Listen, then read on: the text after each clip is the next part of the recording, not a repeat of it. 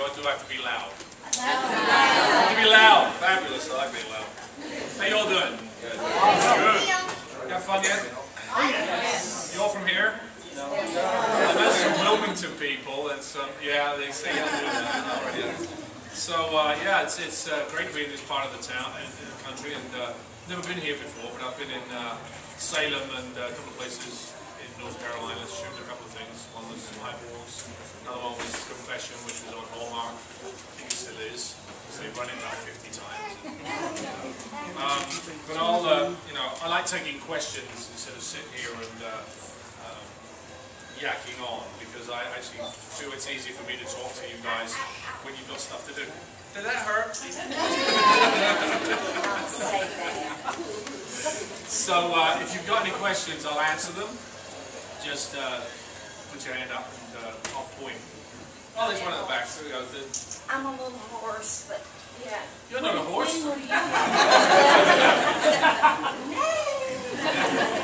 When will you be in a new series on TV?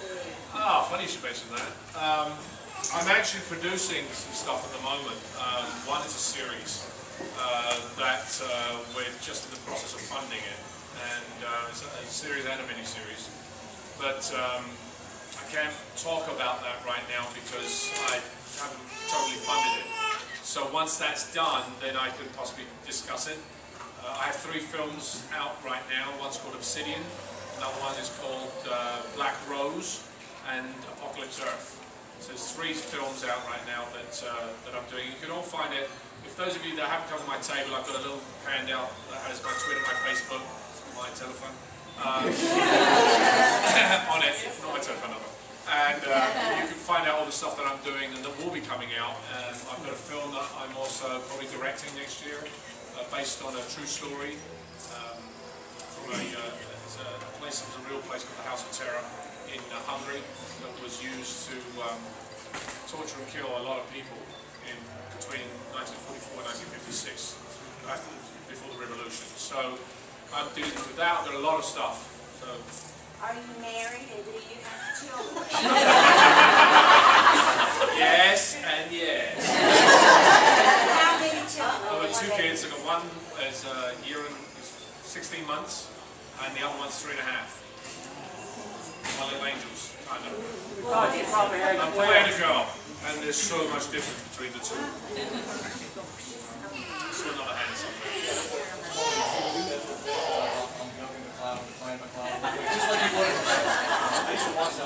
Yeah, you know, but like it's kind of a different context now, isn't it? Like when I used to say it, there was a reason. You know, I'll be fighting somebody, but I won't fight you guys.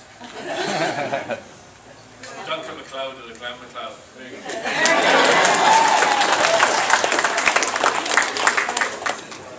As far as when you did the show and then the movie, the first episode you worked with Highlander, and then the movie you did, what was the difference between the type of working relationships that you had and how it was to work in those different types of environments?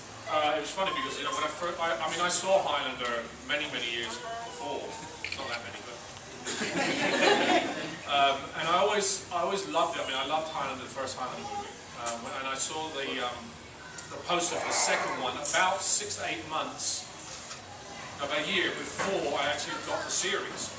And I was working with Chris Van. You know, it was like, oh my God, it's Chris, you know. And we got on like a house on fire the minute we started, you know, working together, and we've had that relationship ever since. The second time we met, which was in Endgame, my training, I mean, I've done a lot of martial arts and a lot of sword training, and I was much more experienced in it, so I was actually teaching him how to hold the sword, which was so odd, because, you know, because we wanted to have 2 different styles. Mine was a much more mixed style and flowy, and his was much more solid and Japanese in its style.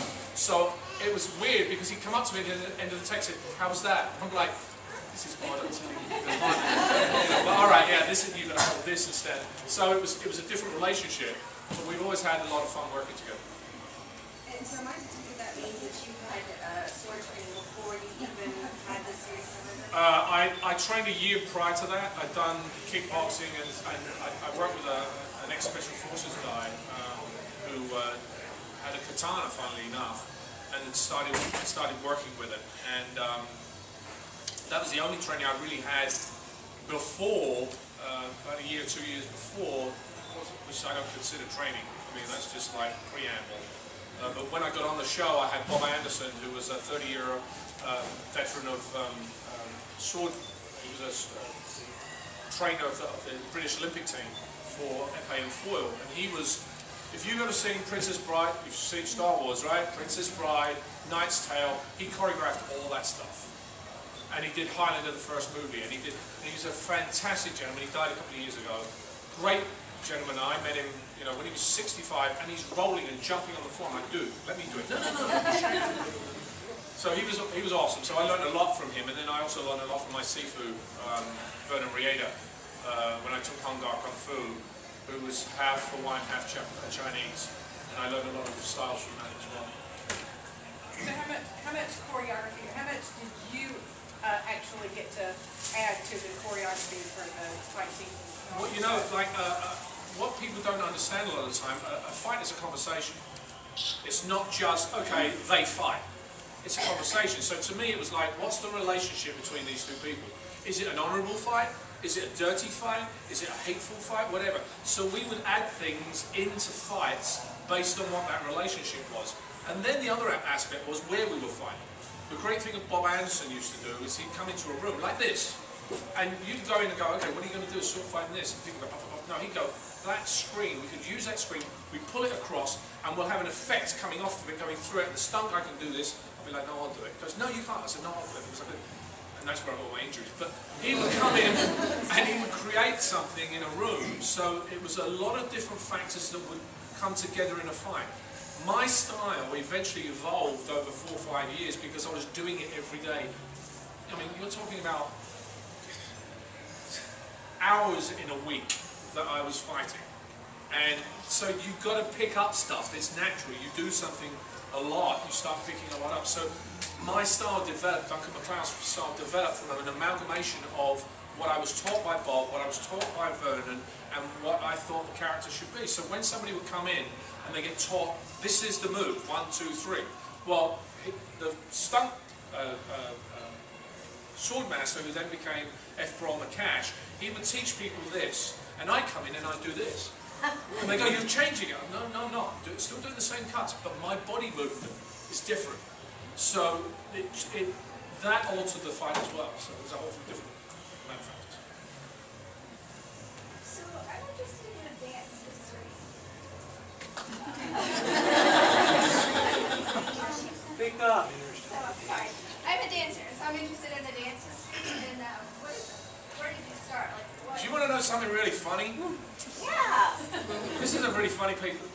Marina Sirtis, who some of you know very well, we met back in London when I was a young boy, and she was actually working in the Pineapple Dance Studio. And she said, she told me she had a crush on me last night. She was all She said, I used to walk in, I didn't know you were dancing, because I used to come in, she thought I was training in the dance studio. And this was after I started doing dance shows in Europe. I went into I used to go, I believe you have to go and do what you think you want to do in life. If you feel you should do something, do it. Because you only get one chance and life goes by very quickly. Man. So when I was in my early 20s, I went to France with a friend who said to me, look, you should come to this group. They do these great shows across Europe, dance shows. I said, well, I'm not a dancer. She said, yeah, but you've done fashion shows and you like to dance and I know this stuff. And I said, all right, fine. So I walked into this rehearsal studio and they said, oh, are you here for the audition? I went, no, not me. I'll forget. I'm not doing this. I said, no, come in, you should do it. I said, no, I just come in for my friend. Is he here? No, he's not here yet. So I sat down and they said, I was watching them do all this stuff. And they were all English, being in France, which was really weird. But a lot of them came from Lido, they were trained dancers, or they were street dancers, which was my style. And I was watching them, they came in, they actually brought in the guy that was coming in to rehearse, and they said, you sure you don't want to? I said, all right, fine, I'll just go do it. So I did it. And, I kind of did okay, I suppose, but I kind of got a crush on one of the girls, and they went off to what was it, Cologne that evening, I had my passport in the pocket. I said, oh, I'll come with you. So I ended up, and that's how I started understanding what dancers did. And then I started training. I danced with these guys who I'd seen in London dance that were, at the time we call them black dancers because they were black, but not African Americans. They're not Jamaican English. For us, we don't differentiate between white or black. So they were amazing. They were an amazing group, and they became my friends afterwards. And I danced in a group with them after that. But I knew I had to train, so I went and started training at the Pineapple. And that's when I met Marina years ago, and that's how I started. And so I jazz ballet trained and did all that stuff, and then I choreographed, and then I came to America, and I choreographed around the United States. A company called Sebastian International, a hair company. They would have these conventions like this, pretty much, but for hair. So they would have all these hairdressers coming in, and they would pick people from the audience, and they'd say, oh, I'll come and do your hair, would you want me to do your hair? And the girls would go, yeah, sure, okay, no problem. They come in, and they go, and the girl would go,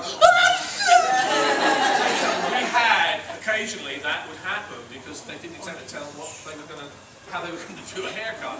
And I'd have to choreograph the number once they had had their final.